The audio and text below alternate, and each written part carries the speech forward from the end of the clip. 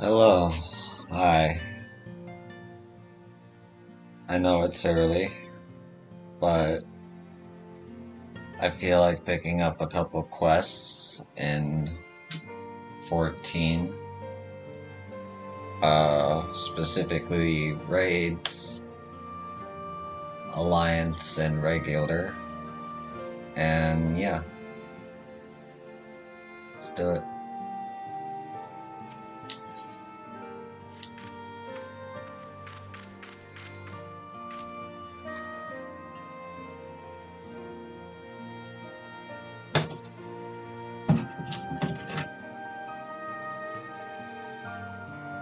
Yo, thank the gods you're here. We need your help.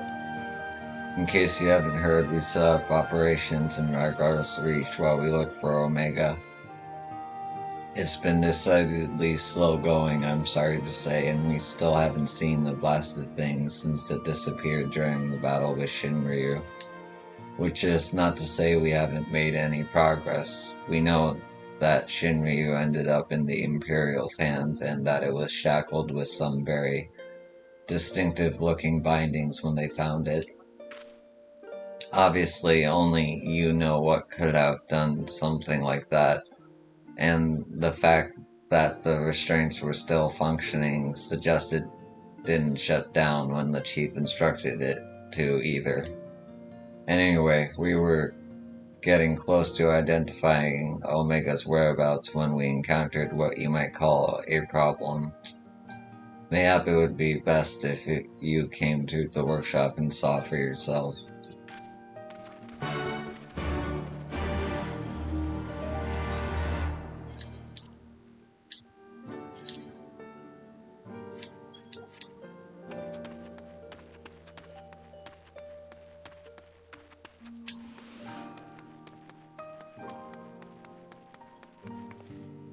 Ooh.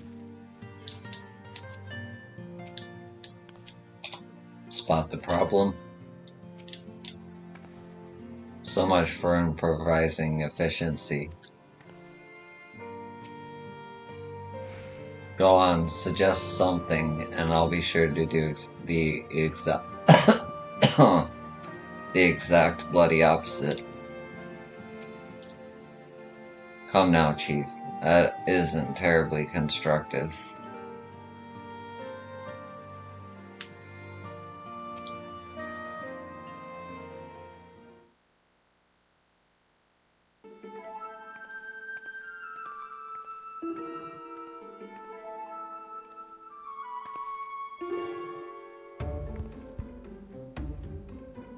Surprise? Aye, so were we. He's been brought in as a consultant, believe it or not.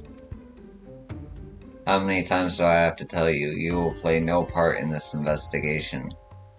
Your motives were dubious from the first, and nothing you have done since has served to make them any clearer. Out of necessity, I agreed to take part in Omega's activation, but that will be the extent of our cooperation. Passing judgment without due consideration, openly disparaging colleagues, not very chiefly of you, Chief.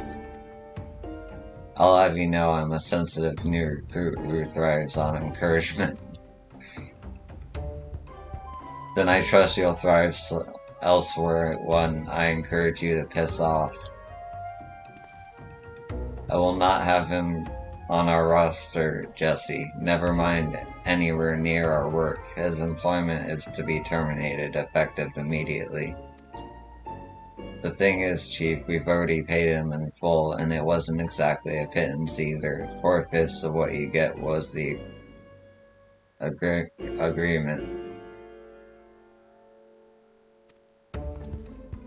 Look, whatever disagreements you might have in the past, the fact is we could do with his expertise now. Let him earn his keep at the very least.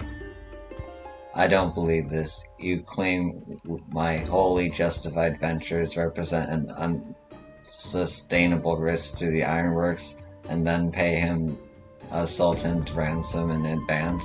Him? Give me strength. This has been the way of it for a while now, on account of which we've had to put the investigation on hold.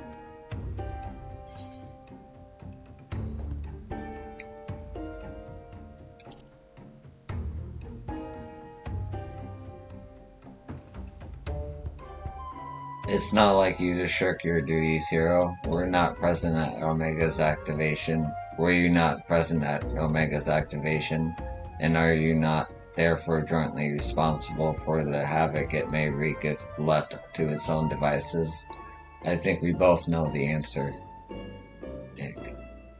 From this moment forth, you shall be my chaperone, with this realm's savior watching my every move. I couldn't possibly make any mischief, which should surely serve to allay my employer's concerns. Forgive me, Yo. It was not my intent to embroil you in this mess. I didn't even know you were here. Seeing as you are, though, I cannot deny that I would be glad to have you on board. The fact is, we are no closer to understanding the true extent of Omega's powers, and even if it was damaged during its encounter with Shinryu, it seems highly doubtful that we will be able to disable it unaided.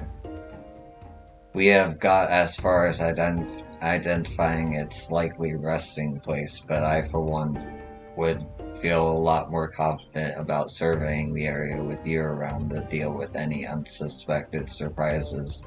Might I persuade you to lend us a hand once more, old friend? Then it's settled. Chief, we have a problem. The etheric concentration levels at the Yan are soaring. Our readings doubled from one moment to the next, and by the time we went to check them, they doubled again. What? But that could only mean... Evacuate the site. I shall handle this matter personally.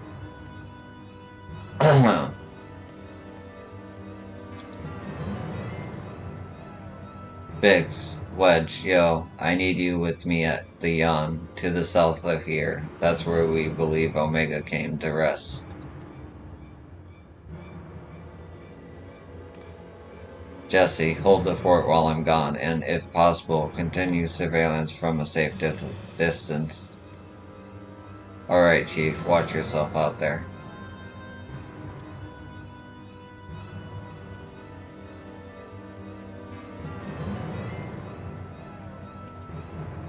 Am I to stay and mind the shop too?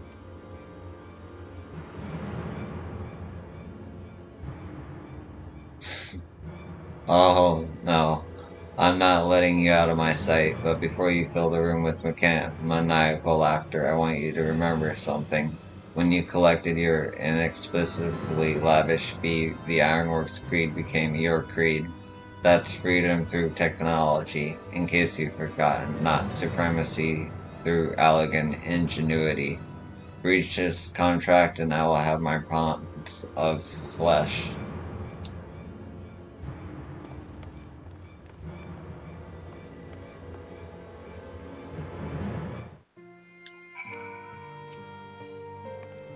I'll take care of things here. Look after everyone for me, alright? I need the boys back and innovating before our customers tire of our current offerings.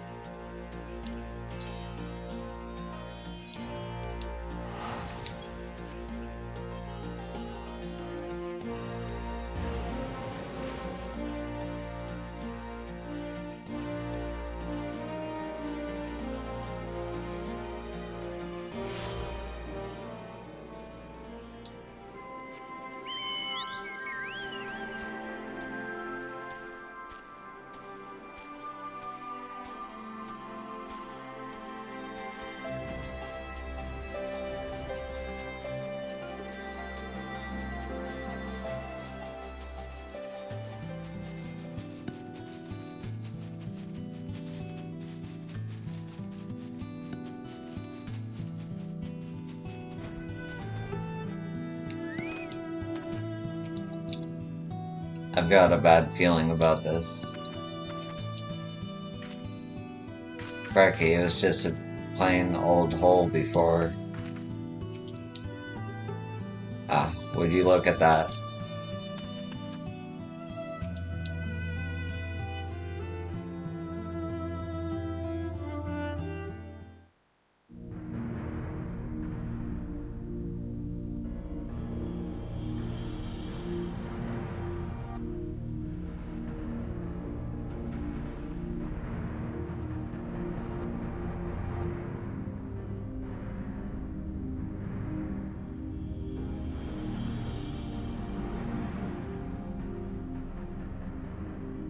What in the seven hells is going on here?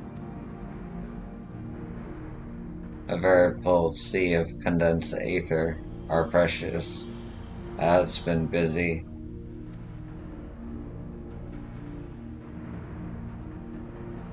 What villainy is this? Hey.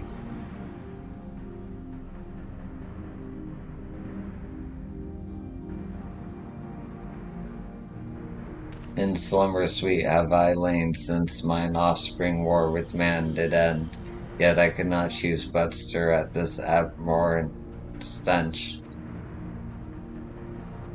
Have care, mortal, for within this great hollow lieth Omega. Long have we known one another, our history spanneth eons and stars.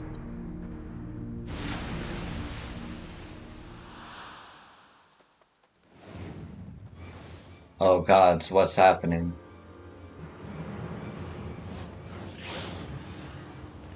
What is happening? Chocobo dungeon?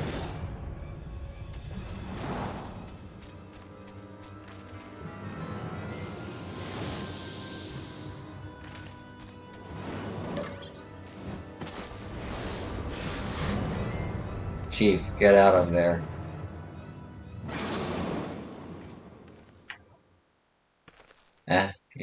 You're not dead? Apparently not. It passed straight through me as if it was some sort of illusion.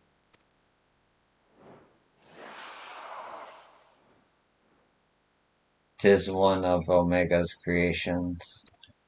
Omega is a weapon wrought in a place beyond the reach of any kind, capable of weaving ether into life. That serpent is yet unfinished, but doubt not that it will become a corporeal threat ere long."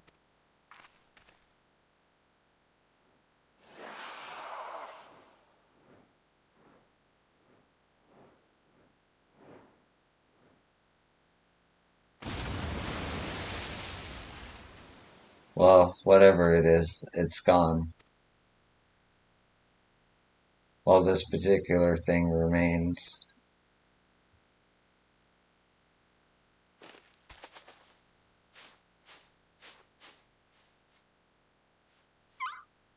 What?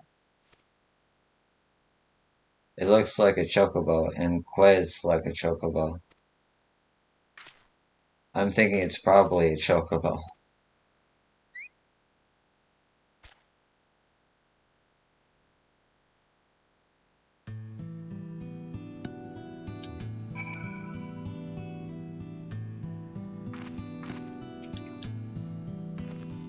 It looks like a chocobo in the same way a mammoth looks like a person, if you know what I mean.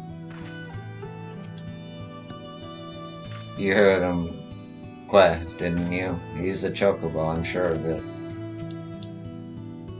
Fascinating, we should dissect it in the name of science. I have no idea what it is, but it doesn't seem to pose any immediate threat.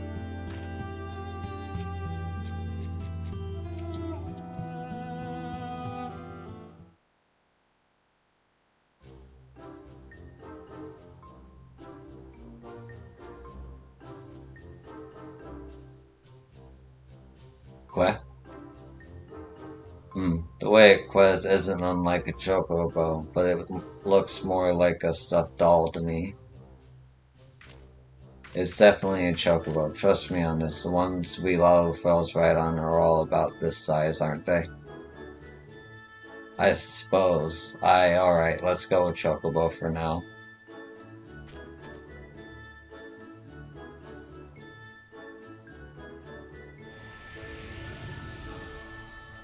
Thy mistress' blessing extendeth not unto this creature's soul, then? Very well. As this matter concerneth Omega, I shall speak with it in thy stead.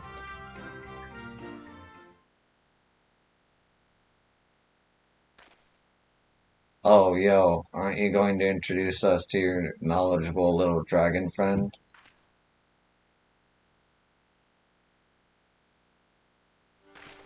What?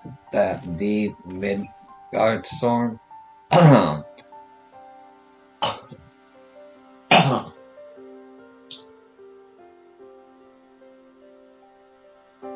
One moment.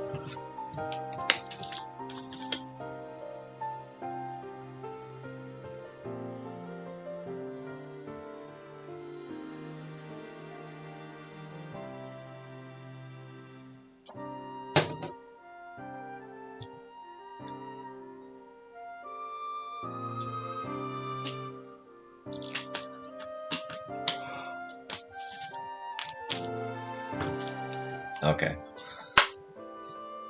Who fought and fell at the Battle of Silver Tier Skies?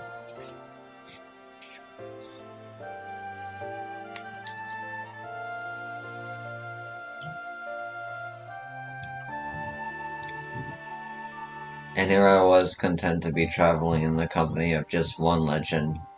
Without wishing to offend you, hero, the father of dragons does have something you do not, that being relevant knowledge. There is much we could learn from him. Little and less is known about Omega's origin. It at first appeared in records dating back to the Third Astral Era before the Allegan Empire reached its zenith, and said records had been but the only one thing to say: Omega's activation successful. In the centuries that followed, the Allegans enjoyed rapid technological development, but there was nary a further mention of Omega until its capture of Bahamut.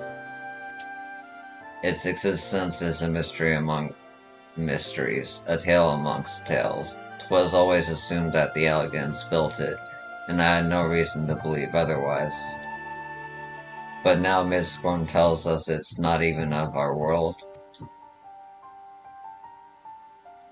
Just so, it haileth from another star. More that I will not say. I have spoken with this being. It telleth of a strange plain beyond this hollow, and it did reside from the moment of its creation. For reasons unknown, it was ordered to fight, yet being weak, it chose to flight instead, and thus crossed over unto this world. Ordered to fight by Omega? Why in the seventh hells would it do that? To put its creation to the proof.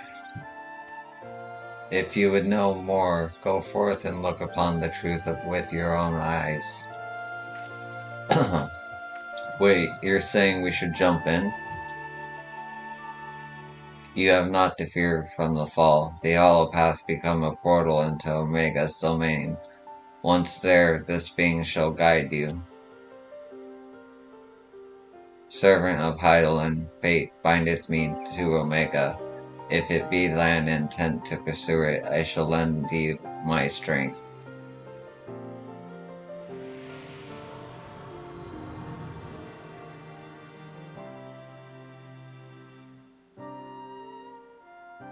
So you really can show us around the inside of the hole, can you? Quack, quack.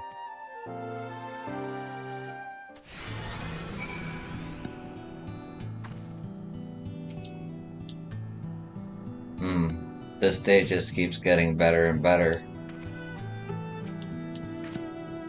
I'm not too keen on this jumping idea. There are rocks that can swim better than me.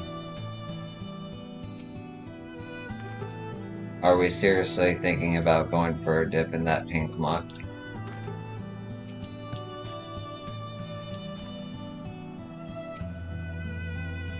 Well, I doubt any of us imagined things would come to this, but the Father of Dragons has given us assurance.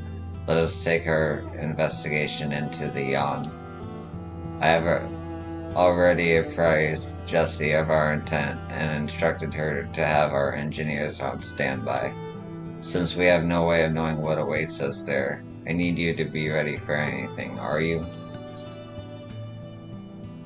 Oh, it's a duty. Alright.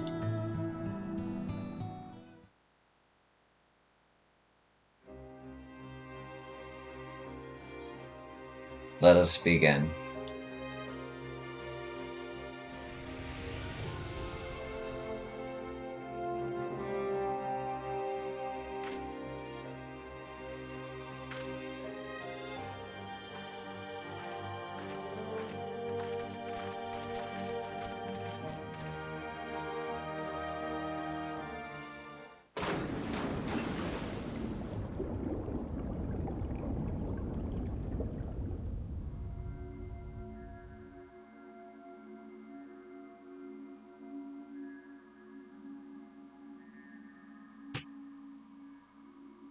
Huh.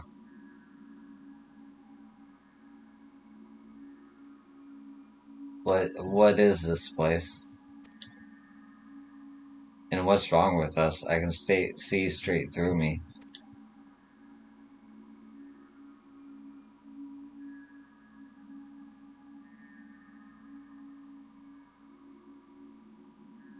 Welcome home, Alpha. Welcome, mortals.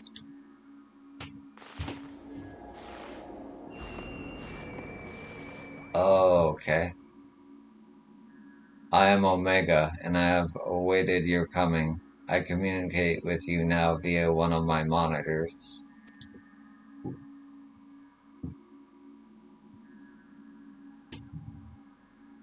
You stand in the rift between dimensions, where a vital experiment is presently in progress. Your participation is appreciated. Please indicate your consent. Experiment. If you want our participation, you'll have to tell us a little more than that.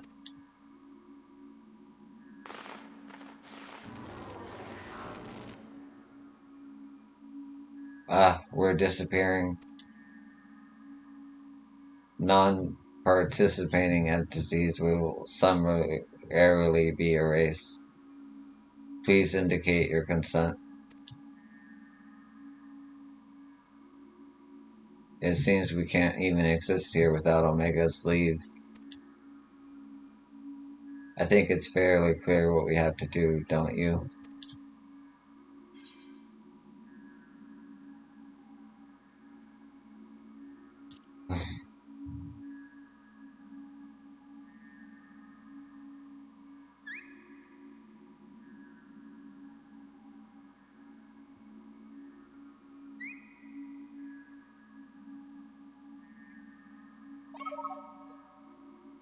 Thank you for your cooperation. You are provisionally assigned to the Alpha Group.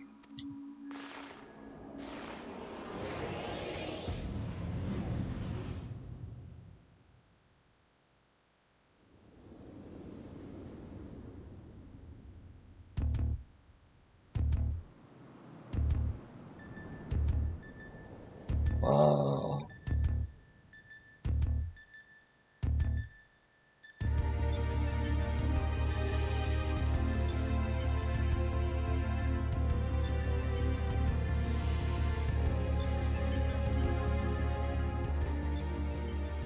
Looks like some manner of tower or egg.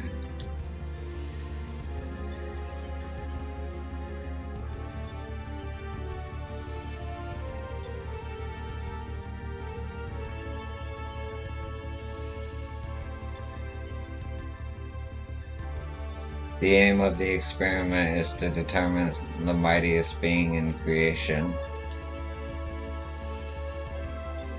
To that end, 89 candidates have been selected and recreated. They are grouped by dimension, matched by strength, and pitted against one another. That which you identify as a chocobo is Subject Alpha, and you have been assigned to its group. This assignation is tentative, however, pending an assessment of your fitness to serve as the fully fledged test subjects. Your combat capabilities will be evaluated shortly.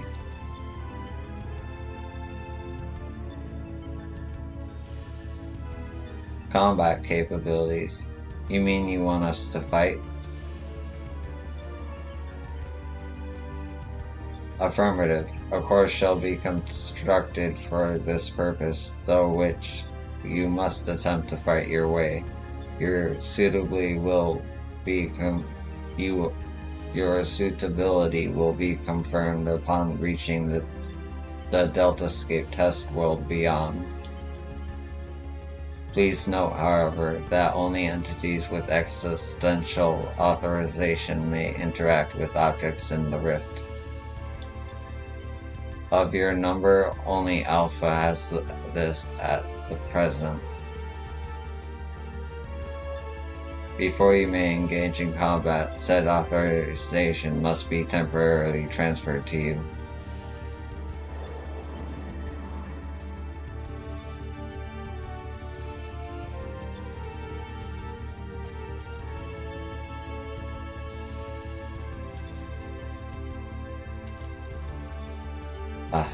An innovation from Omega itself.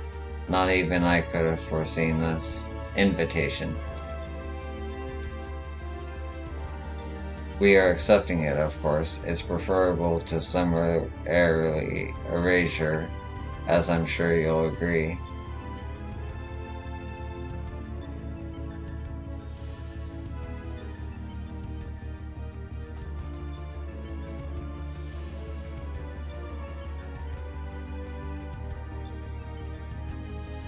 Alpha, was it? My colleagues and I are minded to participate in Omega's experiment. Will you transfer your authorization to us?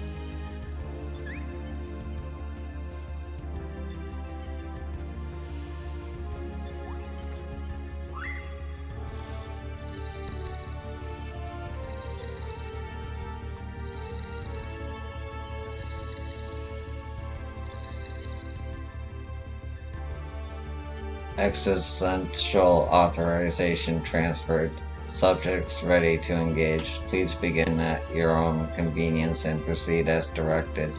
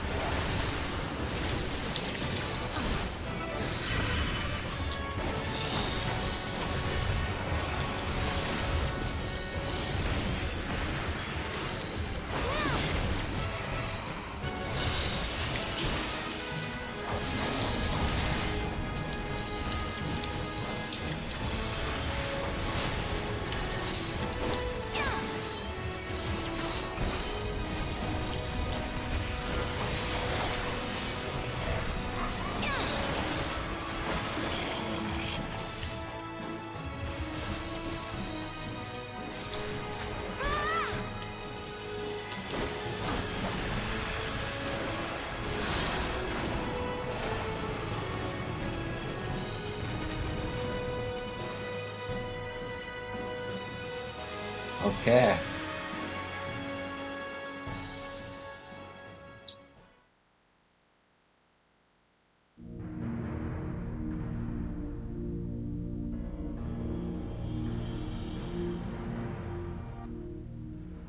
That's our goal, the Delta Escape, if I'm not mistaken. What do you think is waiting for us in there? Omega said that it's grouped subjects by dimension. If the creatures we fought on the way were merely intended to separate the wheat from the chaff, it would seem certain that far greater challenges await inside these egg-like objects. Our fellow test subjects, most like. But I am not certain what to make of that castle. Could it somehow be connected to the subjects? What?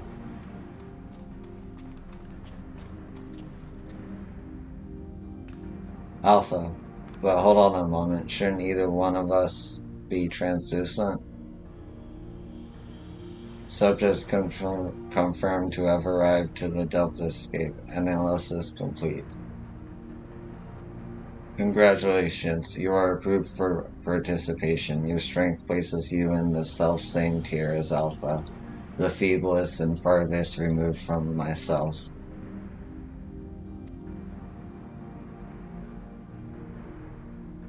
Nonetheless, you are now fully fledged test subjects. Welcome, weakest of challengers. As corporeal life forms, you need not undergo development within the test world. Instead, you may use this space freely. Not quite what I would have chosen, but one must make do. Speaking of which, what is that we're supposed to do exactly? You are to enter the Delta Escape and defeat all test subjects within. Please note, however, that strength in numbers will not be acknowledged. There is a strict limit upon how many entities may participate in combat. Only a small party may have existential authorization transferred from Alpha. Good luck. So the eggs do contain our fellow subjects, just as I predicted, eh, Garland?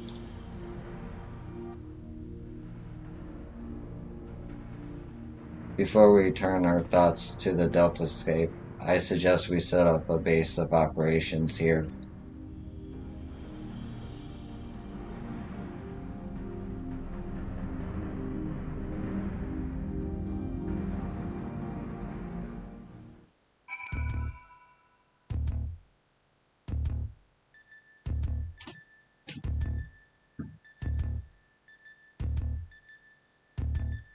Cool.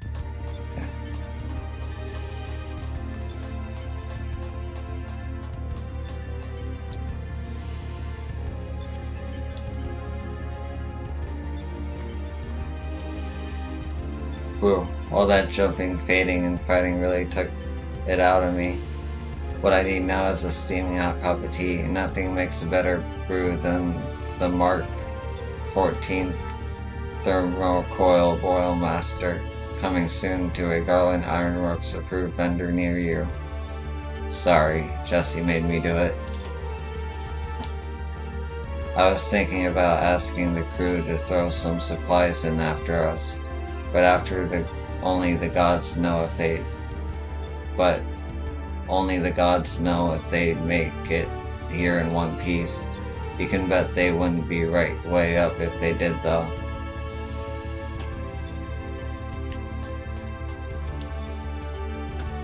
What?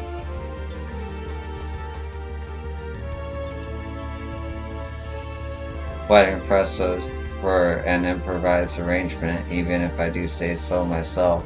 Now then, let's see what we can learn from our host's many monitors.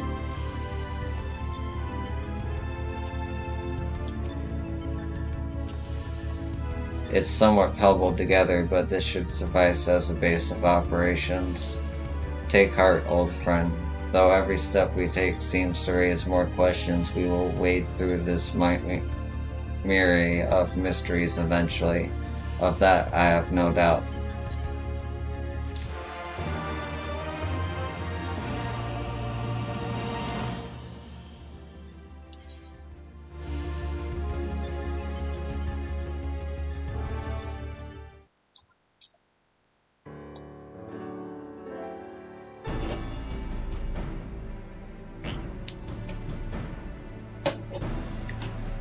Right then, what to do next?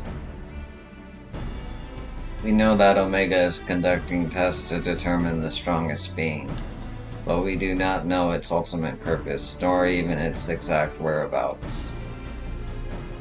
Plainly, however, it is within Omega's power to curtail or stay here whensoever it chooses. Accordingly, we have little choice but to proceed as bidden and defeat the test subjects waiting in the Delta escape.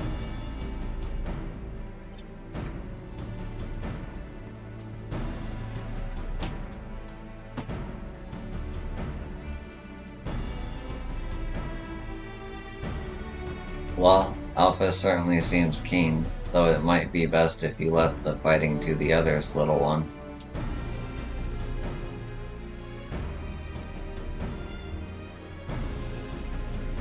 That is, of course, assuming the others are willing. What say you, old friend? This promises to be a most entertaining foray, and I would not dream of missing any part of it. You may rely on me to provide you with the remote support.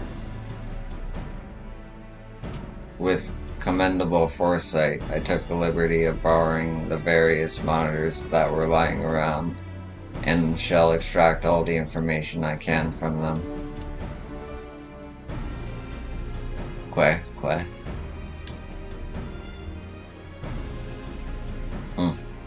'Tis a pity none of us spoke Chocobo.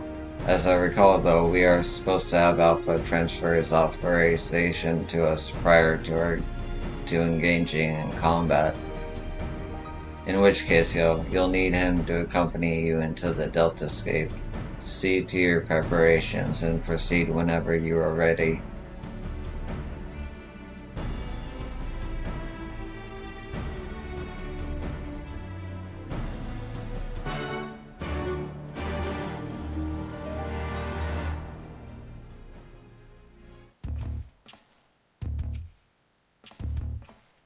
At this point, we're doing little more than fumbling in the dark.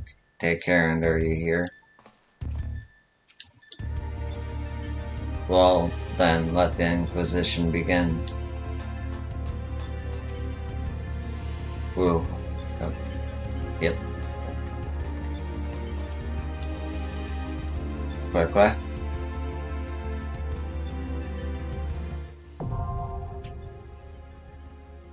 Okay. Now that that's been unlocked. Quack, quack.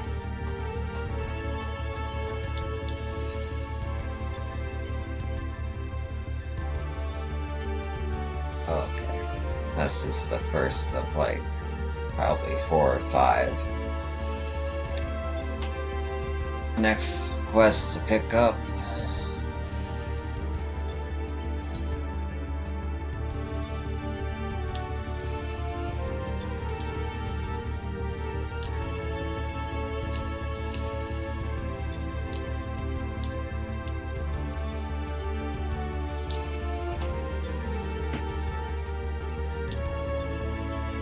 Yes, Aetherite.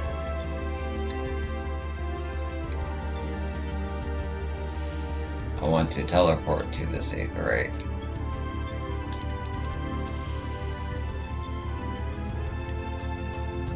Am I not able to teleport in the void? Not the void, the... Oh, what is this place? I think I have to exit. Interdimensional rift, that's what it was.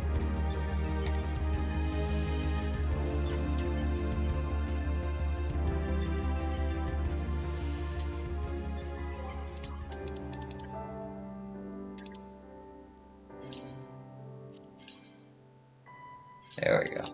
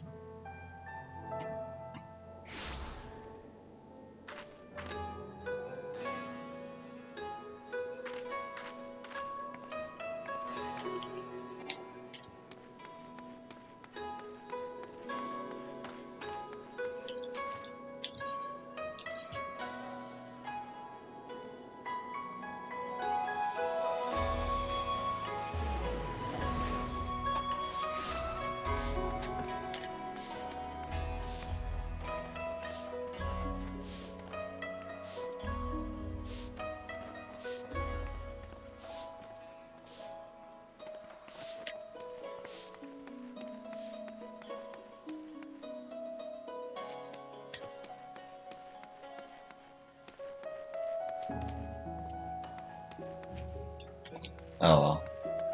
Okay.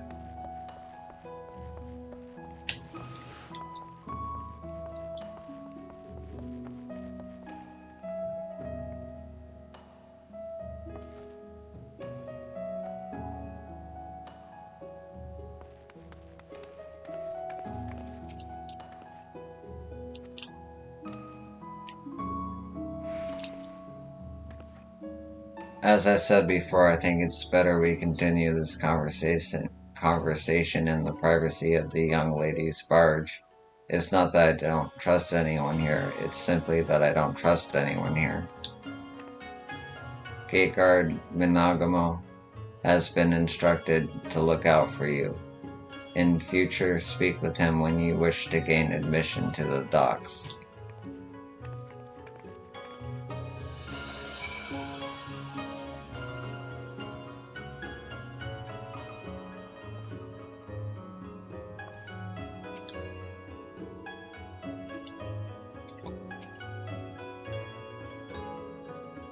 You should speak with Lady Lena.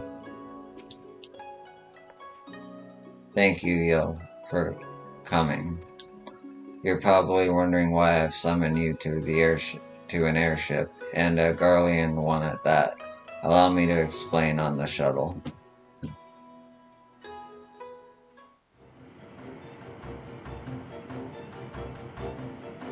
Ooh, cool airship.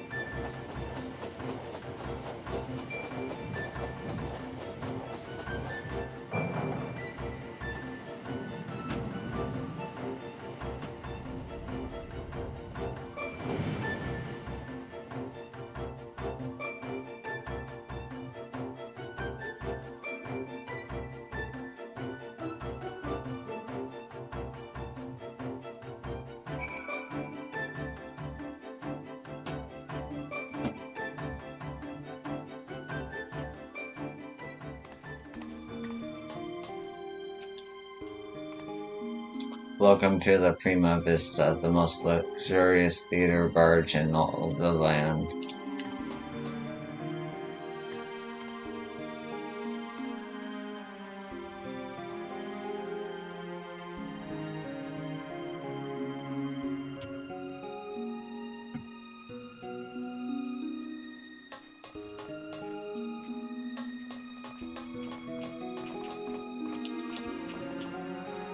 I have no words for you, stranger. Not now, I'm practicing my lines in my head.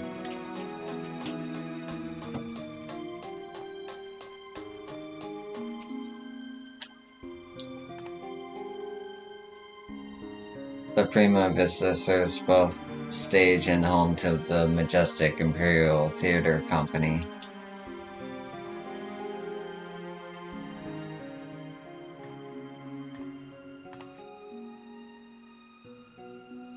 You can keep that dirk in your drawers. No one is a member of the Imperial Army, and nor are there any spies within the troop. At least, no known spies.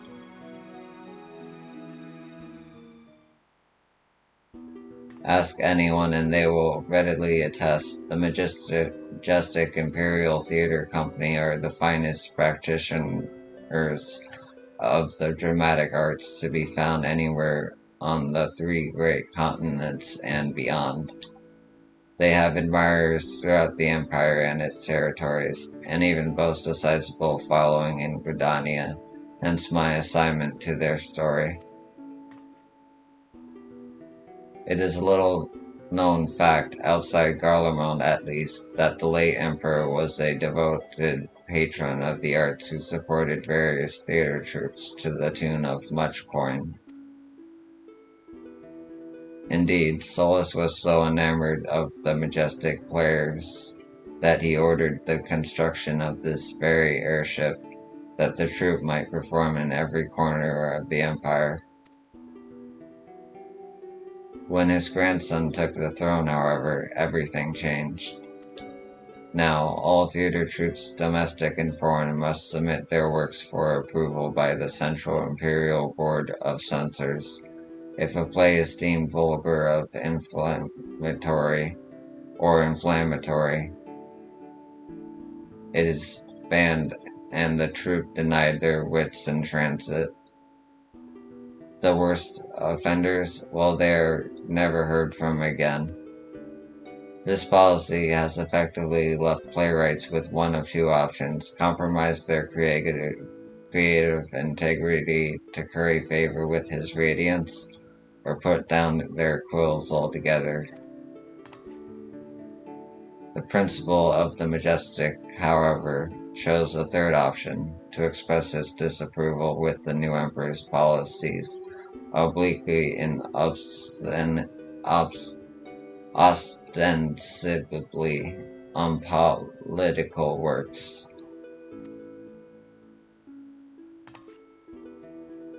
Pray forgive me for my earlier outburst. I am Alma Bast Laxanal, daughter of Principal Jomas and Lexanal.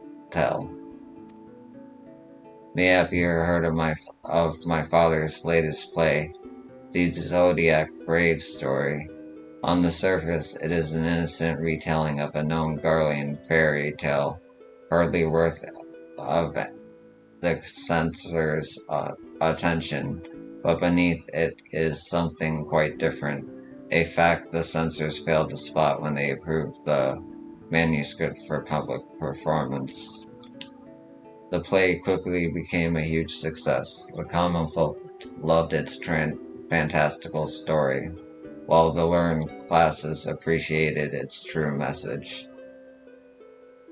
By the time the Imperial Board of Censors realized their mistake, it was too late, no longer in a position to prohibit the performance outright without admitting fault. They took aim at the company's purse strings instead. Before long, noble patrons began to withdraw their support, fearing to be associated with the troupe. And by the end, even the learned felt compelled to feign ignorance by bleeding the Majestic of their funding. The censors robbed them of their voice. And none of this has made it any clearer as to why you're here, right? Allow me, Lena. Oh, sit again.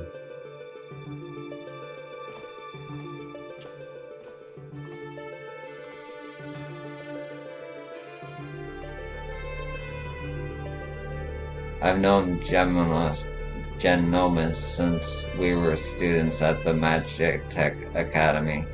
When I heard his daughter was in Kugane looking to enlist the aid of an adventurer, I felt compelled to give her your name. Sorry for not announcing myself sooner, old friend.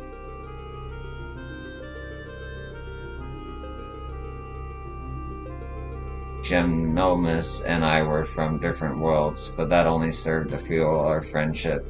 Many were the nights we would prattle on into the wee small hours, warm flagrons of peated ale numbing our minds to the other's naive ideologies. Yet no matter where our conversations began, it would invariably end with him telling me how he was going to change the Empire from the inside out. The troop was to be his path into the people's hearts. Even after the Empire forced him from his home, Genomus never gave up hope that his work might change the world.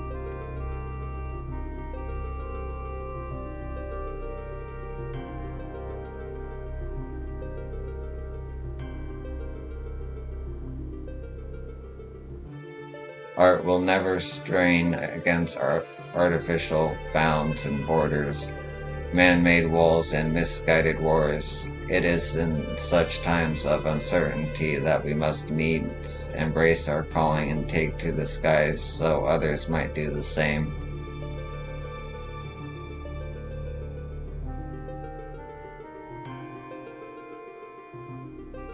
What I am trying to say, rather poorly I concede, is that not all Garleans are hewn from the same stone. Just as there are those who pledge their lives to the Empire and would never think to question the authority of its leaders, there are those like Alma's father and myself who love for the country does not blind them to its flaws. Still, Try selling that sack of sunflower to an Alamegan or a Doman who has watched his family consumed in the flames of a Magitech Reaper. How many Eorzean adventurers do you think would leap at the opportunity to help an Imperial search for her missing father, and in Garlean territory no less? But you are different. You have seen enough to know that the line between good and evil is not defined by race, color, or creed. So what say you?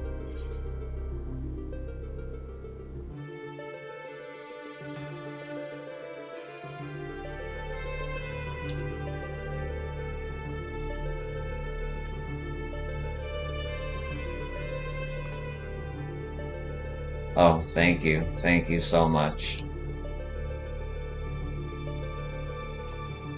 Now that you understand the nature of the task, perhaps Alma could provide some insight as to where we might begin our search.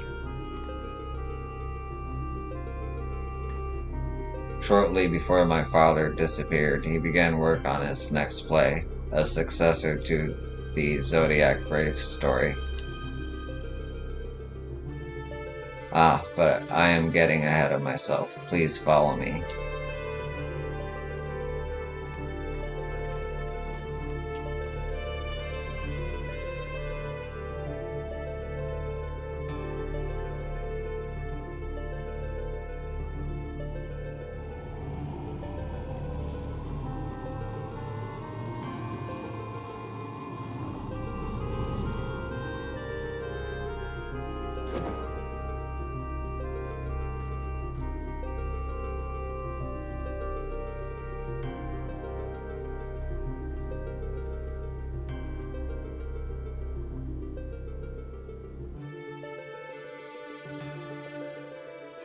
Through adventure and hardship, young Delita, a boy of common blood, becomes a hero, culminating in the birth of the mythical kingdom of Evilise. But that is where the story ends. There are no records of anything that follows. Was Principal Genoma simply going to invent something? My father believed that he had discovered evidence of a second hero, one whose efforts went largely unnoticed, but without whom Delita would never have risen to the throne.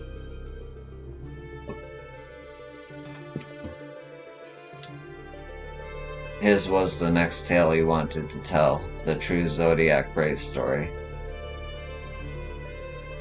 A second hero? According to my father's studies, this young man was one of Delita's closest friends and confidants, that is, until the untimely passing of Delita's sister forced the two to part ways. Yet the unnamed hero continued to provide aid to his friend by thwarting the machinations of those who would scheme against Delita, thus paving the way for the Pauper's rise to regent. Final Fantasy Tactics. That's cool. You must forgive me, but I've never heard of anyone make such claims. How exactly did your father come by this information? That is a long story. One which begins and ends with Genomus becoming lost in the very legend he sought lay to bear. Even as far back as our academy days, Iblis had Genomus firmly in its grasp. He flatly refused to believe the story was just a fairy tale. And so, when he was finally driven out of Garlemald, it was only natural that he should choose this of all places as his refuge. Was it not, Alma? That is correct, Master Garlemald. It has long been my father's belief that the ruins of ancient Evilise lie beyond Naxia, buried beneath the sands of Dalmasca Desert. Poor Dalmasca, the kingdom prospered in relative isolation for countless generations until the Empire came calling. When not touring, my father would organize expeditions into the Dalmasca desert to search for proof of Evilly's existence. Sometimes he would bring back strange artifacts, ancient tomes, and crystals unlike any others.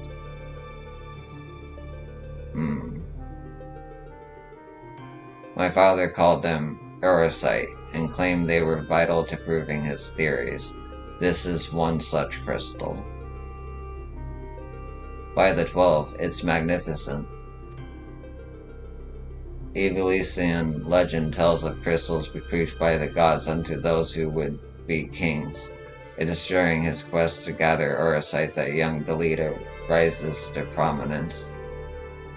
I must have heard the tale 1,000 times from my nursemaid, but that is all it ever was, a tale. My father would often tell us how the Eurosite spoke to him.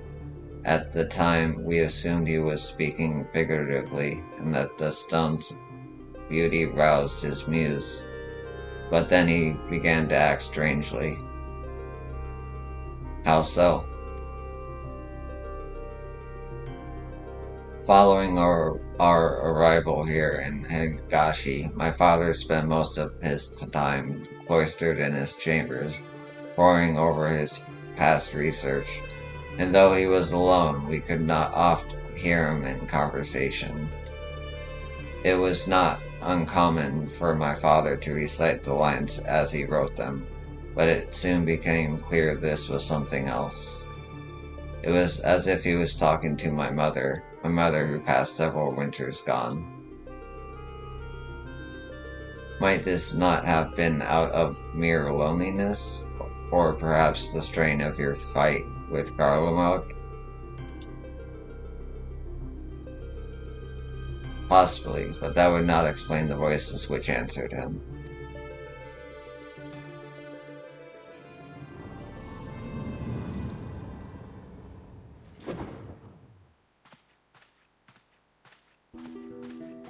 Alma, who are these people? I told you I did not require any help finding father, especially from outsiders. So good of you to join us, Ramza. Allow me to introduce. Enough, Master Sid. We may be shunned by the Empire, but we are still Garleans, and we still have our pride, unlike some it seems. We require neither the aid nor the pity of foreign rabble. Have you forgotten where you are, brother? It is we who are the foreign rabble. This land and its customs are all but unknown to us. We would be fools to conduct our search without a proven guide. Yet your sister is right, Ramza. As for my good friend here, your mistrust is ill-placed. I will personally vouch for her character. In all the time I have known her, she has never once let anything as insignificant as race or creed color her judgment. You were lucky to have her. But we would have you, Master Garlemald. Why do you refuse us?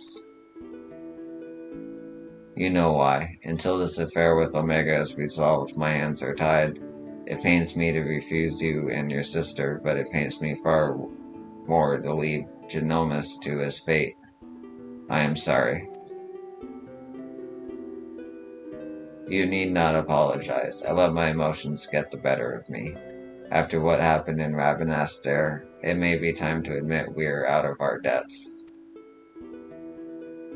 My brother's last expedition met with tragedy in the ruins of the capital city. He barely escaped with his life. The Empire turned Ravenastre into a deep death trap. You were a fool to set foot there without a proper escort. I realize that now, Master Garlemald, but at the time I saw an opportunity to rescue our father, and I took it. Whatever led you to believe your father was in Dalmasca's capital? My father's fascination with Evilisian legend began with a trip to the Antevulian city. long before the war. Call it a premonition, but something tells me that that is where he has returned. Now you must excuse me. I need some time to think. Then, Alma, I shall leave you and your brother in Yo's capable hands. She has ever repaid my trust with interest. You would do well to grant her yours. Thank you, Master Garland. We will not forget this kindness.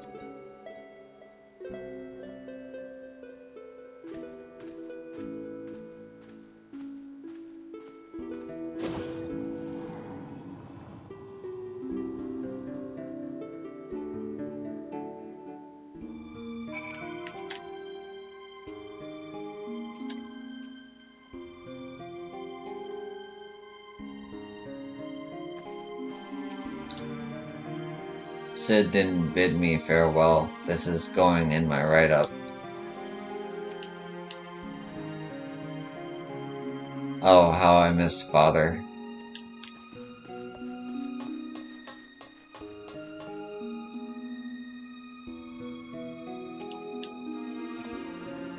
Master Garland seems to think highly of you, so I will withhold judgment until after Dalmasca.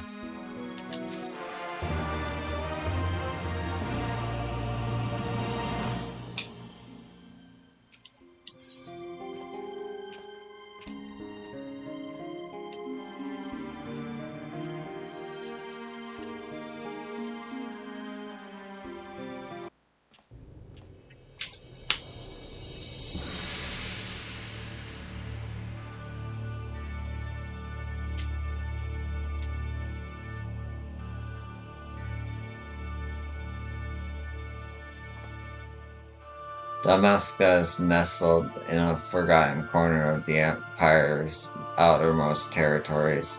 I do not foresee any trouble from the standing army, but would suggest committing to memory the locations of each of the barge's exits just in case.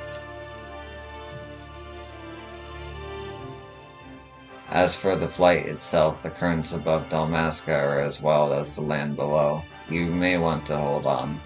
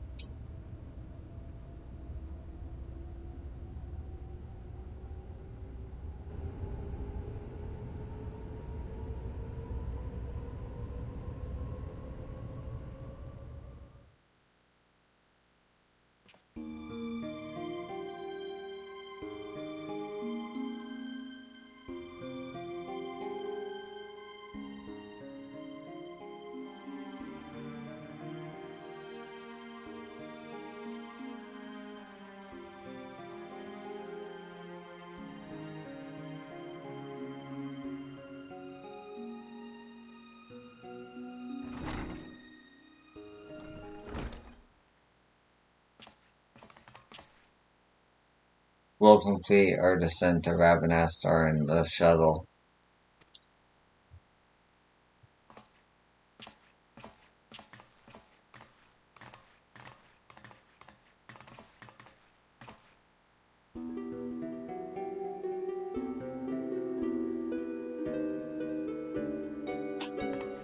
Ramza. I thought I made myself clear, Alma. The capital is simply too dangerous. Father would never forgive me if I were to lose you trying to rescue him.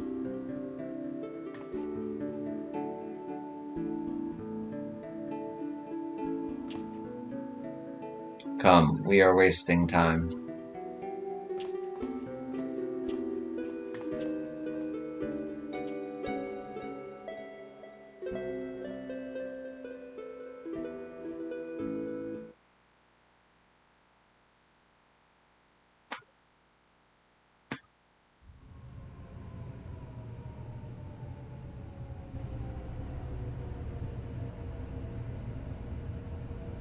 Word.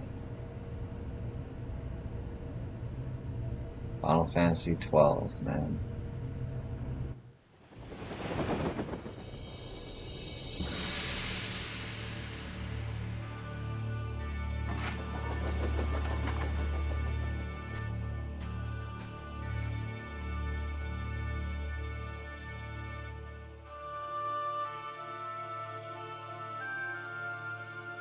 According to my father, Rabanastar was already a thriving city some thousand years ago.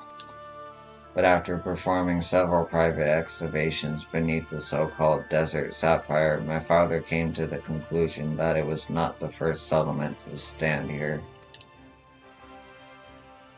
Then your father believes that Rabanastar sits atop the royal city of Leslia, capital of Ivalice.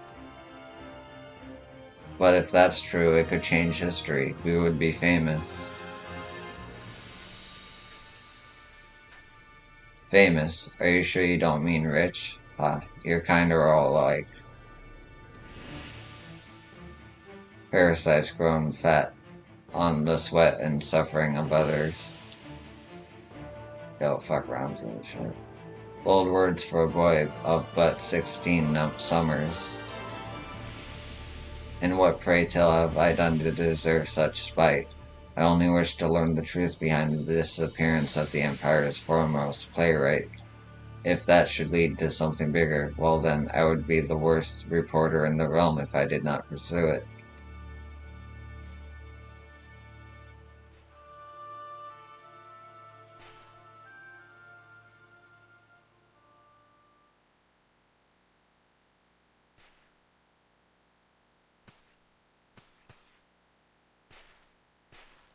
Yes, yes, we can argue about this now, or we can return to Prima Vista and report to our armies of adventurers that it is time to begin the expedition. I humbly suggest the latter.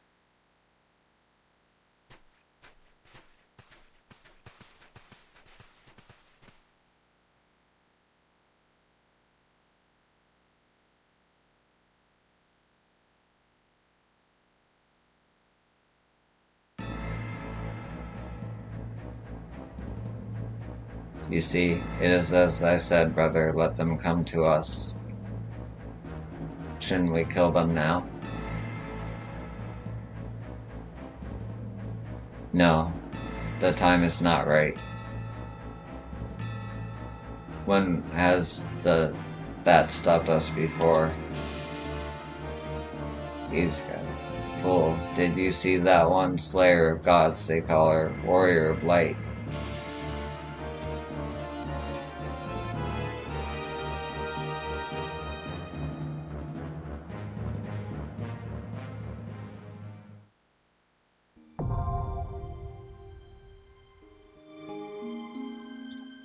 Okay.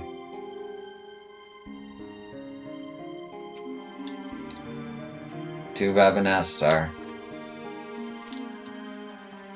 Hold on, father. Help is on the way. You cannot expect me to walk away from this. If the legend of Ivalice is true, the public has a right to know.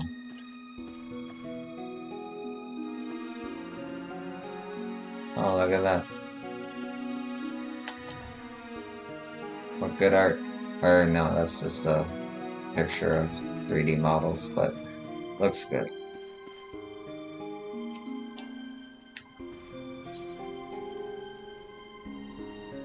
Okay, so I got the 2 raids for Stormblood set up to go. What time is it?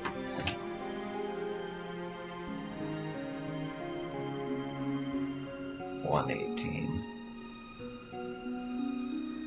Alright. Let me just see how long the wait is. 15 minutes, that's quite a wait.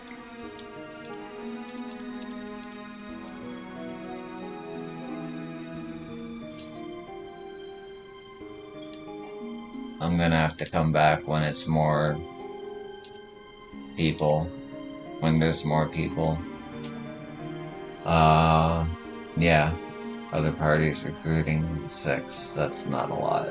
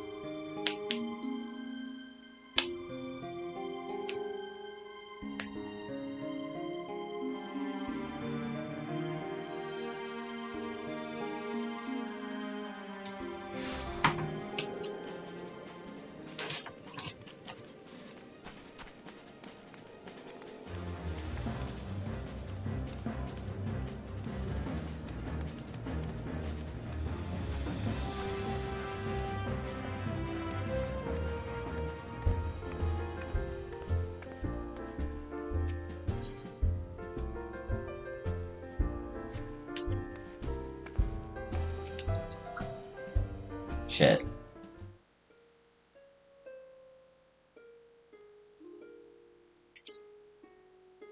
Well, I guess I'm doing this. Eager to listen to my harp, are you? For what higher praise could a minstrel ask than to have an audience, the very hero who provides inspiration for his songs? Yet I have no fresh compositions I deem fit for a champion's ears. Would that I possess something to amuse you. Ah, I have been struck by the most wonderful idea.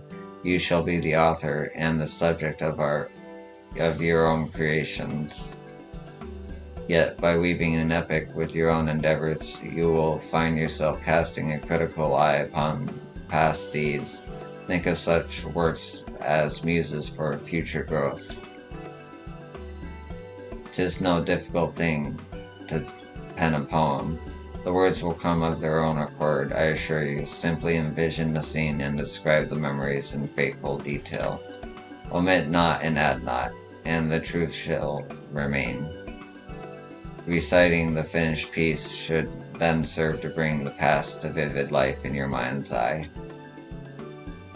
And when you look back upon the event with undistracted clarity, what was hidden in chaos may now seem blatantly clear, especially when things are uncolored by the embellishments I might bring to the story.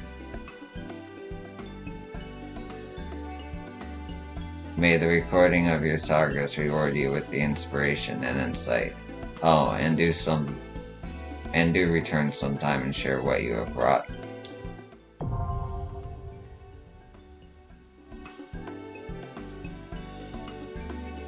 Oh. Okay. Not that I would ever want to, but I can redo duties now.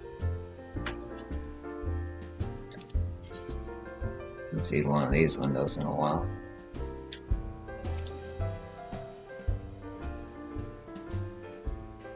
Wait, is this the same cutscene as? Yep. Hey, we've seen that before.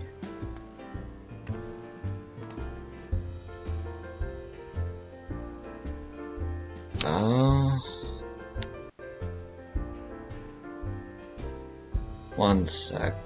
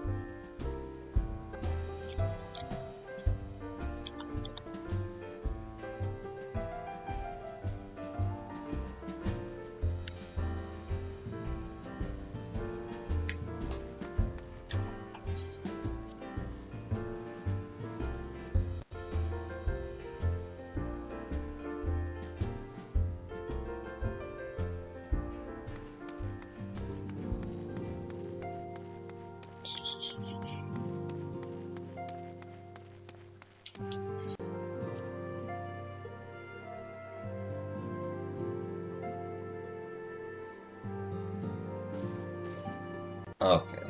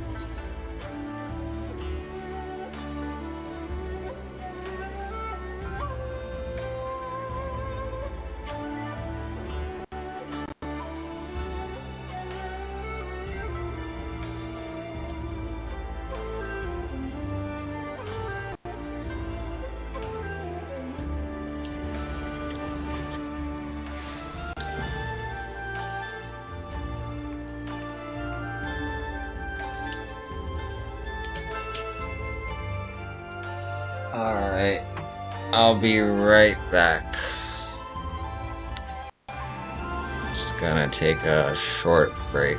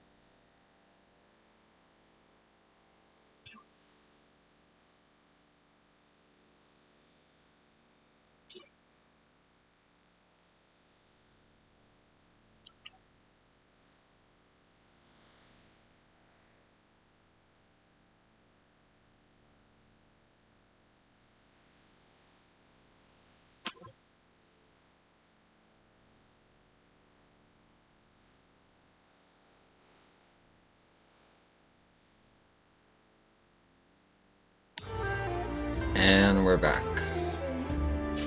Gonna pick up some extremes.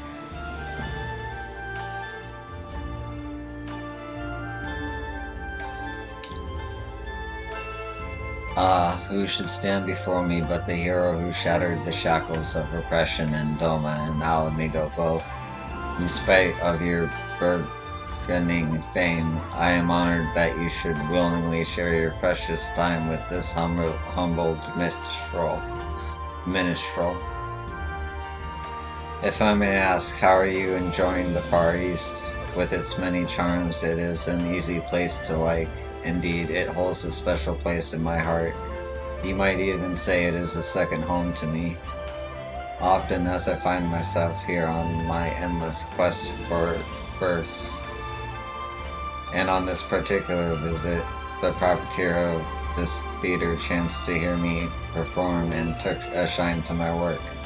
One thing led to another, and a number of my songs were adapted for the stage. Such are the crowds they have drawn. I have since been commissioned to write pieces for a new production. That is not my brag, mind you, nay, far from it, for though I am glad for the approval, the truth is I have been struggling to summon forth the inspiration with which to fuel my creativity. But of course, your recent exploits could well provide me with the inspiration I need. Such events you have witnessed, such emotions experienced in your struggle to liberate Doma and Alamigo from the clutches of the Empire. Though the tales have been doing their rounds, there is no substituting a first-hand account. Nay, I would see from the eyes of she who stood the thick of it and know the depths of her heart. I shall remain in Kugage while I compose my pieces for the Mujikoza. Whenever you can spare a moment, I ask that you regale unto me your recent adventures, and I shall see to it they are immortalized within these halls.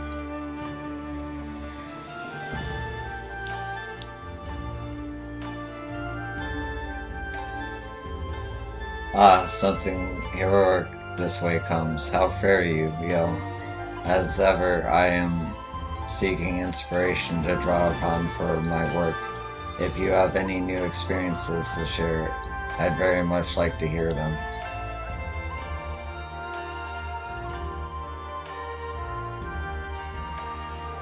Well, that's an order.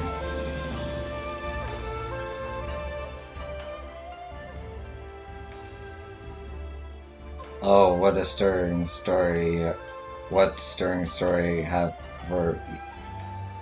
you for me today?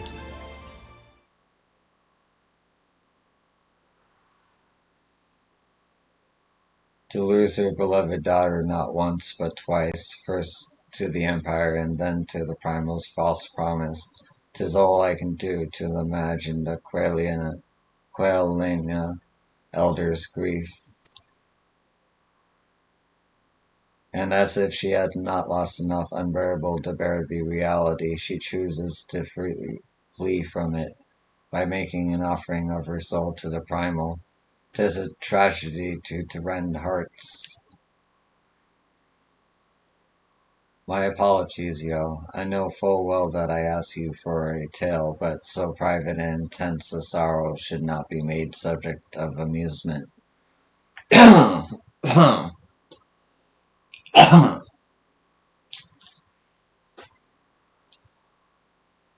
One sec.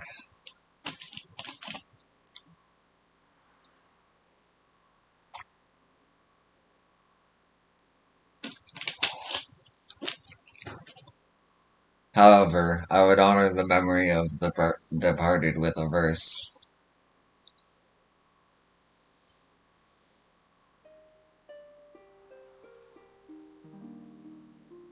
For her daughter's life a mother mourned, but for the flesh her soul was torn. For her daughter's smile a mother yearned, and now for a dream she may ne'er return.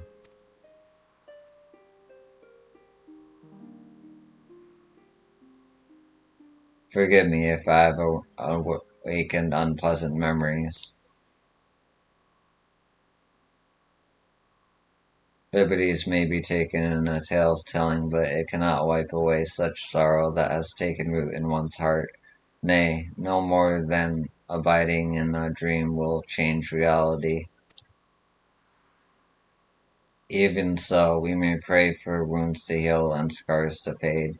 And so I pray I shall, for the Quelia, for all those who grieve, that they may one day know peace.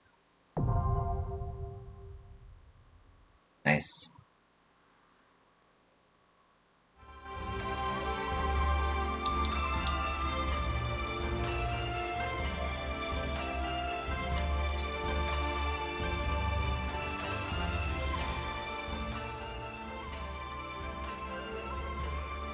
Ah, you have a new tale for me. Wonderful.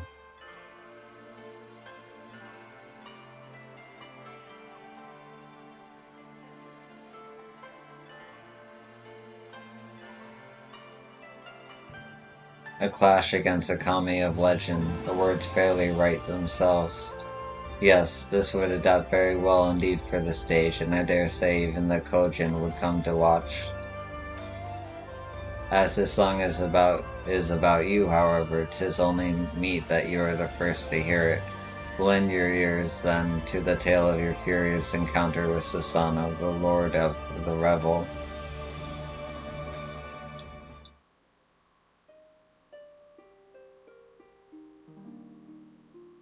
Upon eastern seas, 3 treasures join to birth a kami great, whose scar's blade strikes awe in hearts and cleaves the land in straits.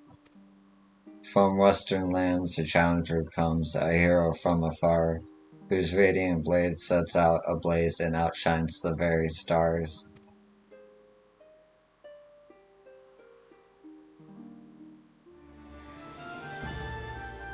So was I able to capture Susanoo's stormy grandeur? I drew upon my imagination to create more evocative imagery, but it should more or less line up with your experience. Somewhat stormier than you recall? Well, that makes it just right. Upon the stage, storytelling takes on a different dynamic, you see, and it is common practice to favor the grandiose. But with your rousing tale at its heart, I have no doubt that the play will be received with no less than a standing ovation.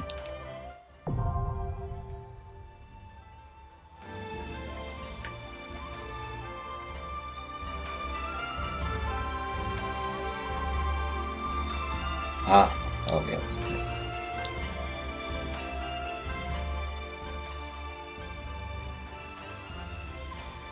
Well then, pray do not keep me in suspense.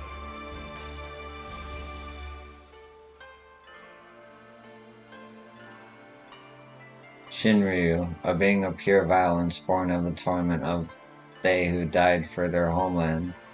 These souls had longed for the power to smite the empire.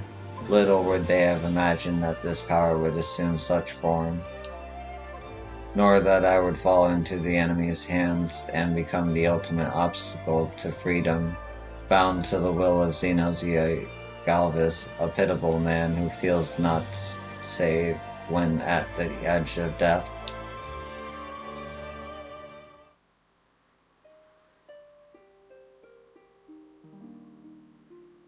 The power to smite, the power to save, a desperate man did direly crave. I, though the price in full he did pay, creating a god where his dead body lay. The power to rise, the power to vie, a lonely man did madly desire, forsook his flesh, for such was toll, binding a god to his insatiable soul.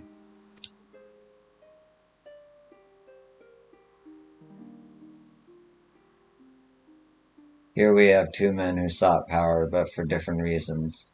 One wished to deliver his homeland from tyranny, the other wished to fill the void of his solitude. Yet, even should they achieve this goal, would they truly find peace? I suspect that only they would know the answer. Now you, my friend, you will continue your fight, will you not? I pray that you will meet again. You will meet it. You will again regale me with such accounts of your experiences. For as brightly as the hero tale shines, it's not without its shadows. It is my duty, I feel, to share both with the world, the stirring and the sorrowful. Balance. Like that.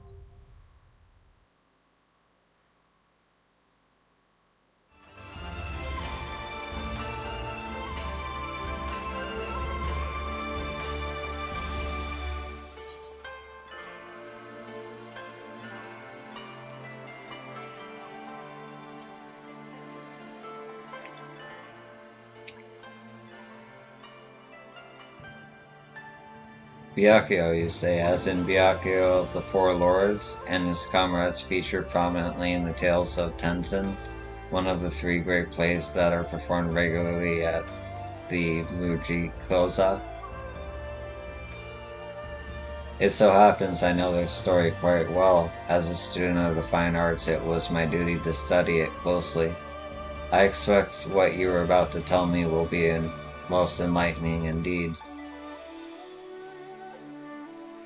Hidden beneath hell's lid, a sanctuary for some, a prison for one, you spoke with the auspices of Resin Temple, and their leader was none other than Genbu of the Four Lords, a veritable character from the play come to life. Not that I would question the veracity of your account, of course. I merely comment on the incredible life you lead. And so it fell to you to quell the raging argumentata of a legendary auspice in battle.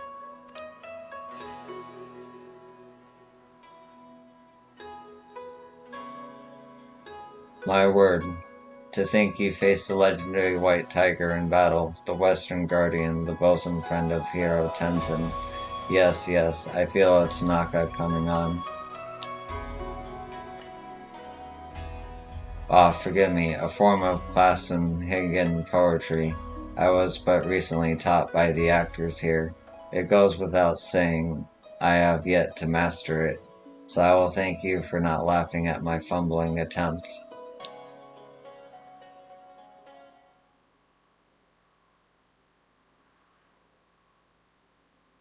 Feared and forsaken, seeking death in solitude, saved by fellowship, Snow White harbinger of doom, become beloved legend.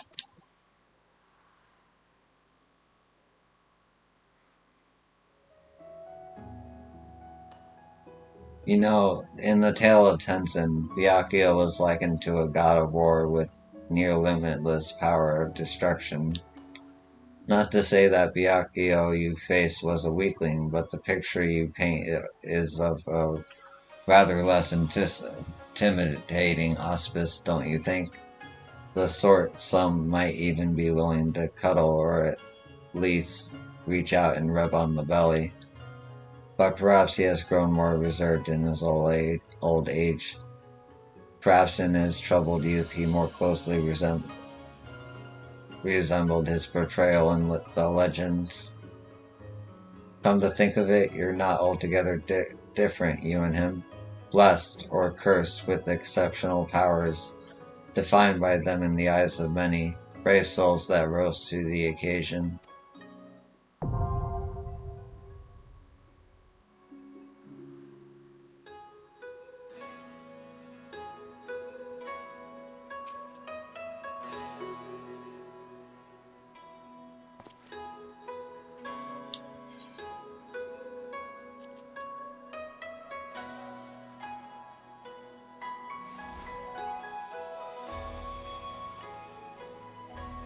And what manner of triumphant tale do you have for me today?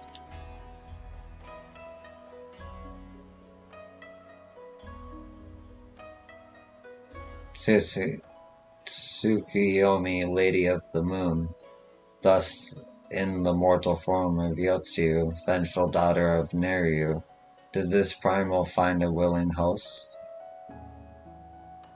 I had heard stories of the acting viceroy's merciless rule, yet none ever mentioned the terrible childhood she endured. The outward face of history surrenders little of turmoil which rages beneath its surface. She had but one chance to be reborn, only to have it snatched away, and in the void left behind her cruelty bloomed anew. Yes, this has all the makings of a tragic Tanka.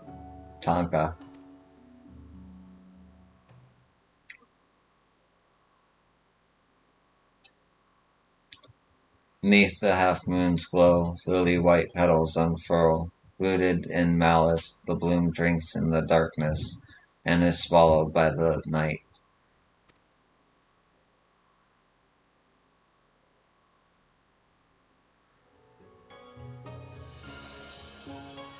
The flower Yotsu planted was doomed to last but a single evening before its petals were scattered.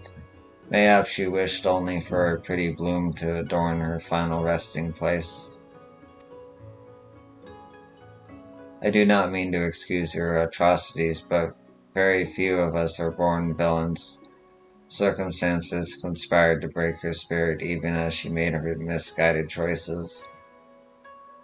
I only hope that in death her soul has shed the maddening shackles of vengeance.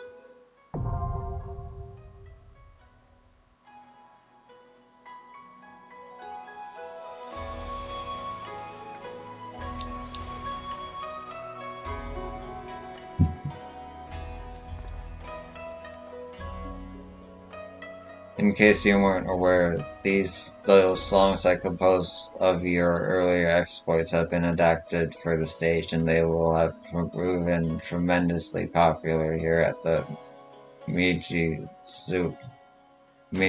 Pilzai. While the work is its own reward, 'tis the smile upon the faces of the audience that we artists live for. Nice.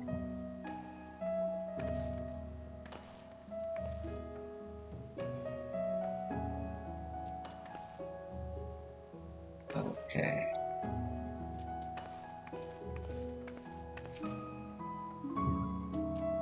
We have some of our finest actors performing today.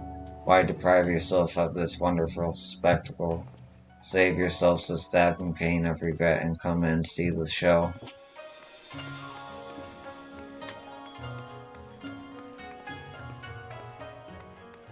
Wait.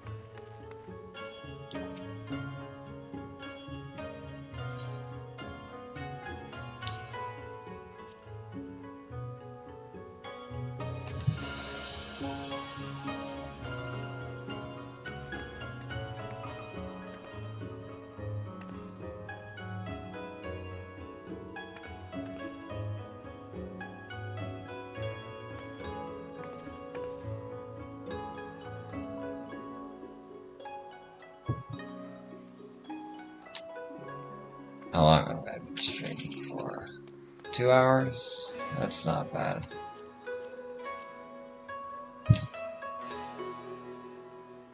Five people are recruiting.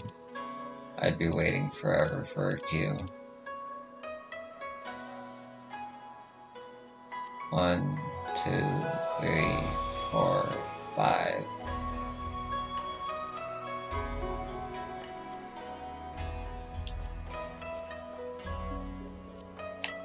Let's see if there's anything else I can unlock.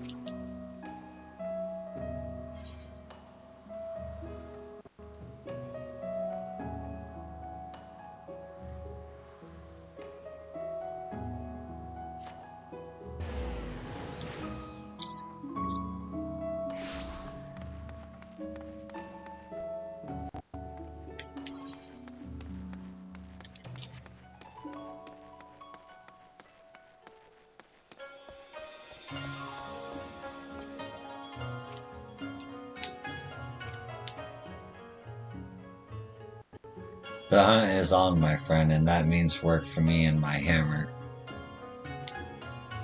My partner here is mainly in it for the bounty, but he never fails to bring me back something for the forge. If you ever have something what needs smithing, maybe I can lend you a hand as well.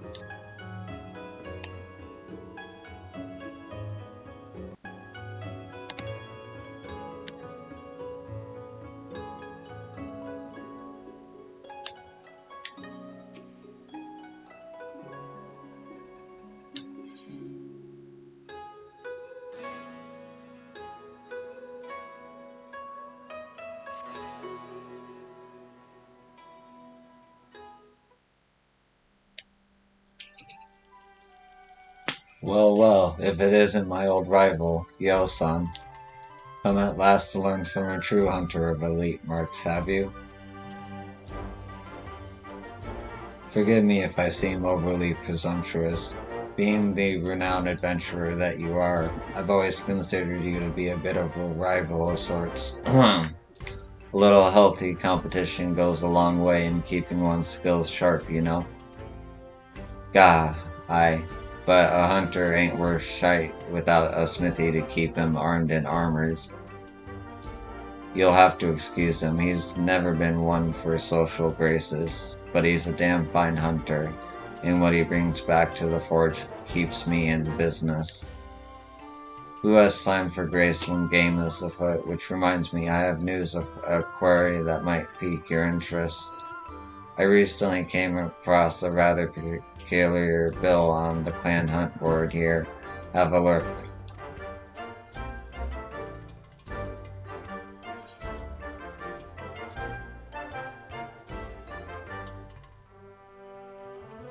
The bill depicts a crimson wyvern unlike anything you have ever seen. Unfortunately, further reading of the bill reveals nothing of its origin.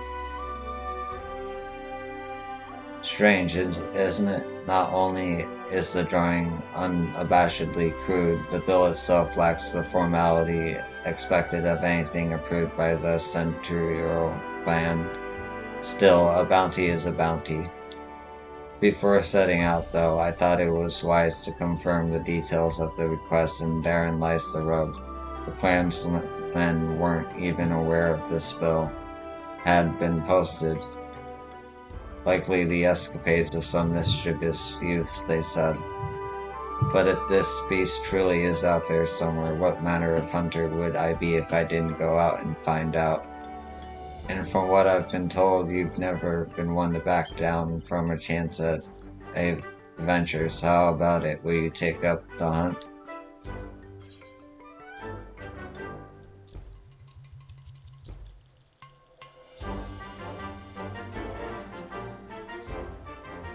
Every bit the thrill seeker I marked you for. Glad to hear it.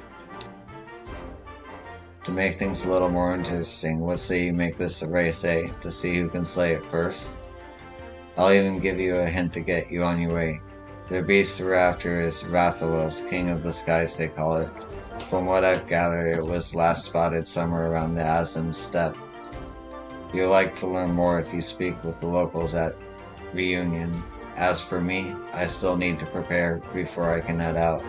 So consider this a head start. Good luck, yo, and may the best hunter win.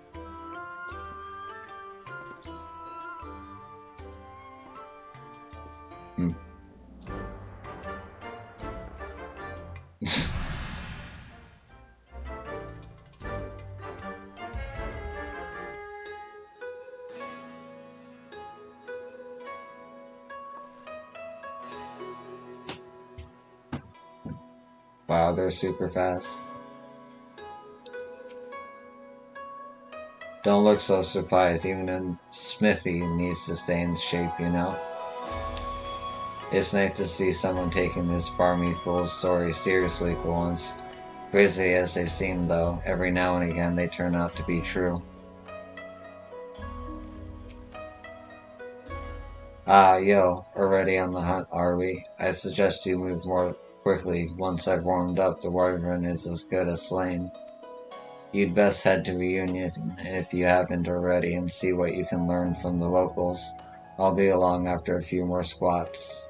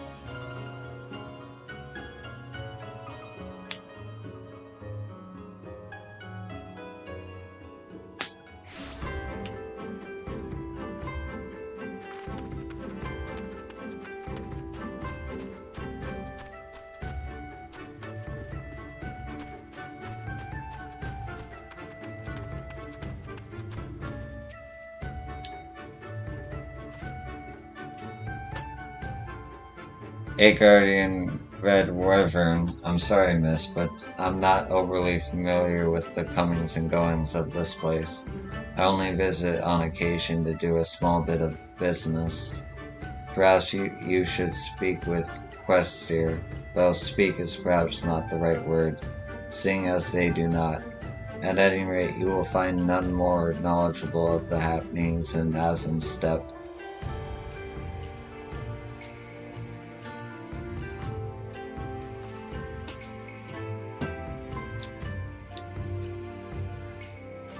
If anyone would know of this wyvern you seek, it would be the Questir.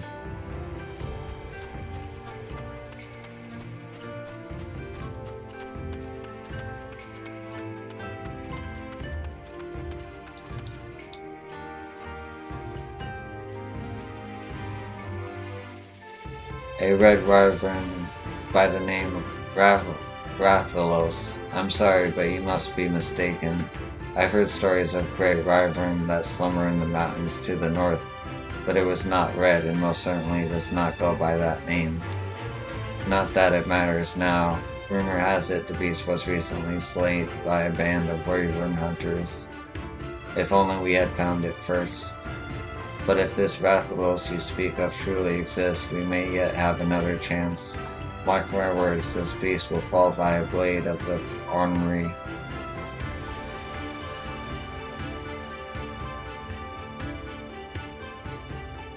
You wait and see. Slaying this Rathalos will bring great glory to the ornery.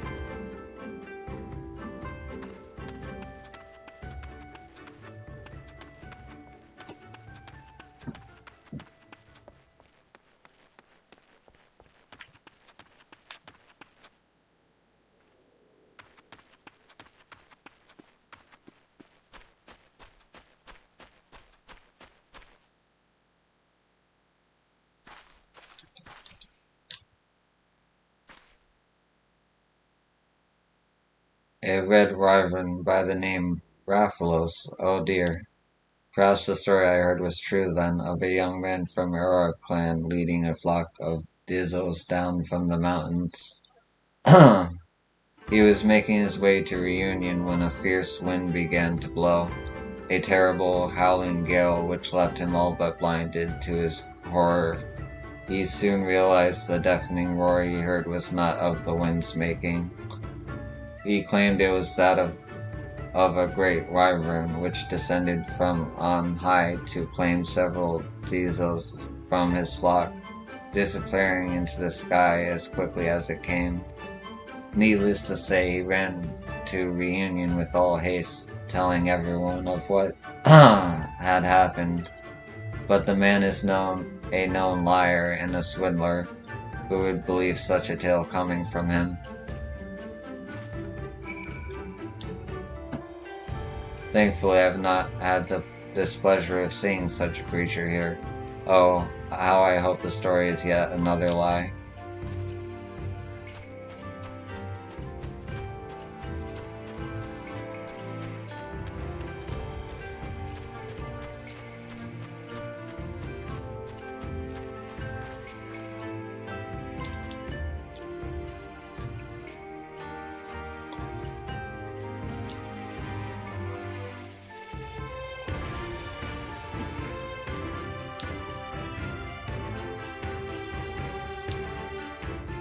Oh, that's right, they don't talk.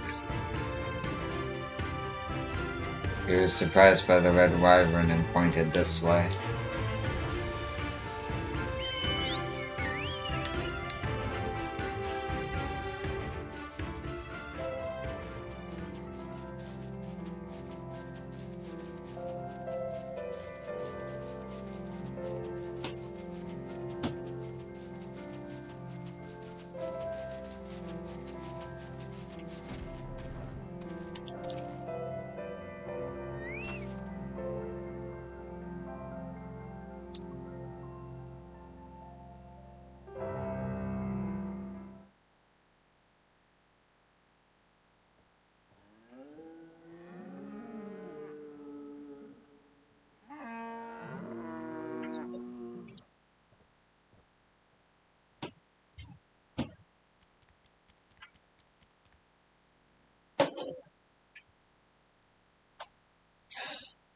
What's this? A hunter? And a formidable looking one at that.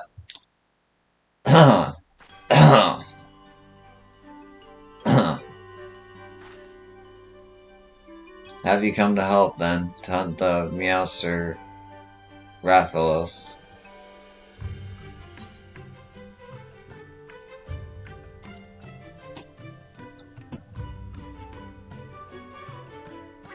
Thank you, miss, thank you. I knew I was right to post that bill.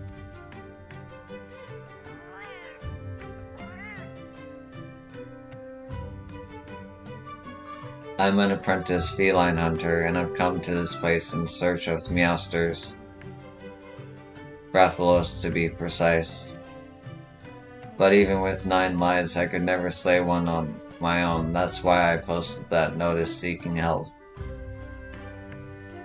There's a reason they're often referred to as King of the Skies after all. Some also call them fire wyverns, on account of their ability to breathe fire.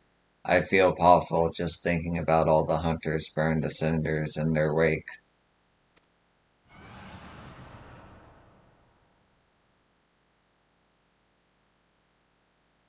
Yes, yes, and they roar exactly like that. Would you believe it's powerful enough to stun their prey?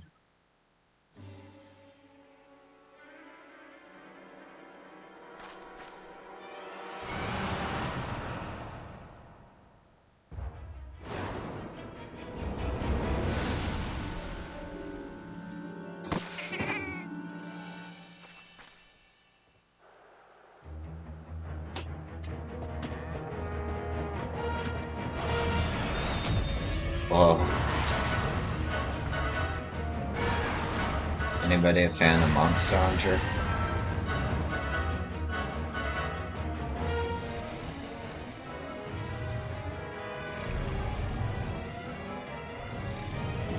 Because I know nothing of the series, but that's a cool looking design.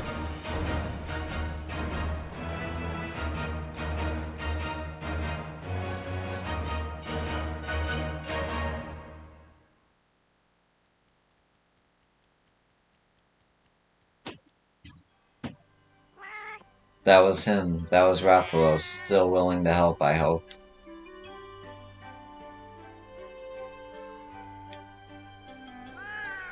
What a day, what a day. Both a Meowster and a ferocious hunter to slay it. I sure got the cream today. Let's hurry. You seem to be headed northwest, back into the mountains. Oh, the way he walks. Oh, before I forget, I never did ask your name.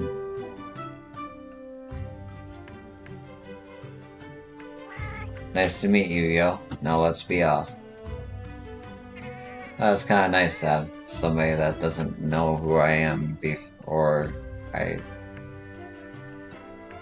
know who I am after I tell them my name. That's cool.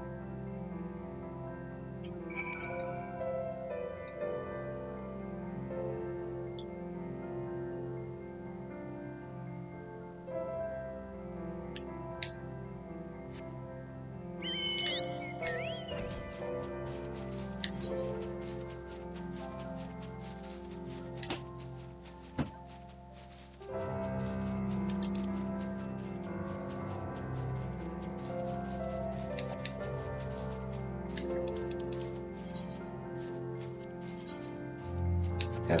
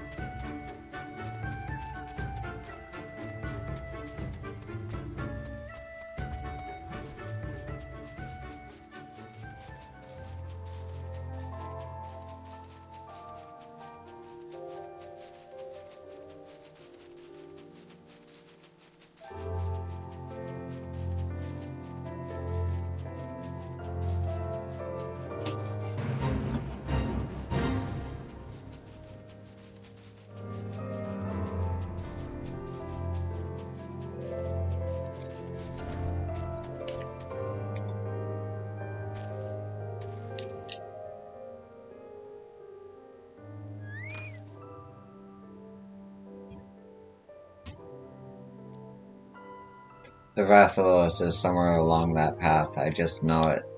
But I'm afraid you'll have to go without me, as I am right meow. I fear I'd only slow you down. Before you go, though, I insist you take these with you. When catastrophe strikes, a hunter should never be without mega potions. I don't know if you normally keep medicine on hand to treat your wounds, but I guarantee you've never had anything quite like that. Well, when you and your friends are ready, head on in. You do have friends to help, right?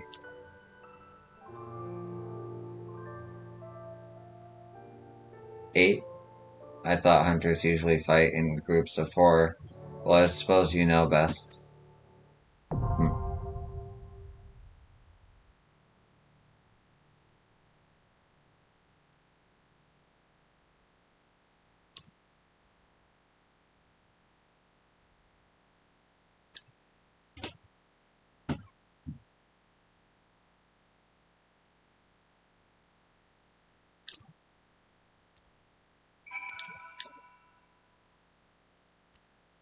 If you find yourself in a pinch, don't forget to use that mega potion.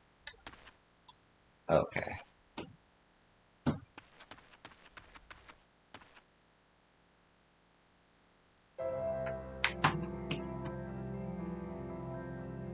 That's all I can do right now, I think. 2.5 hours.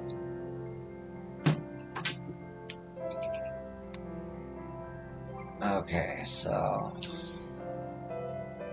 I got 1 trial.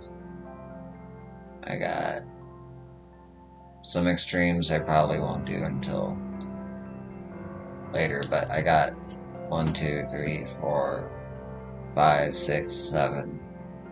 1, 2, 7. 7 extremes. Wait, no. I'm dumb.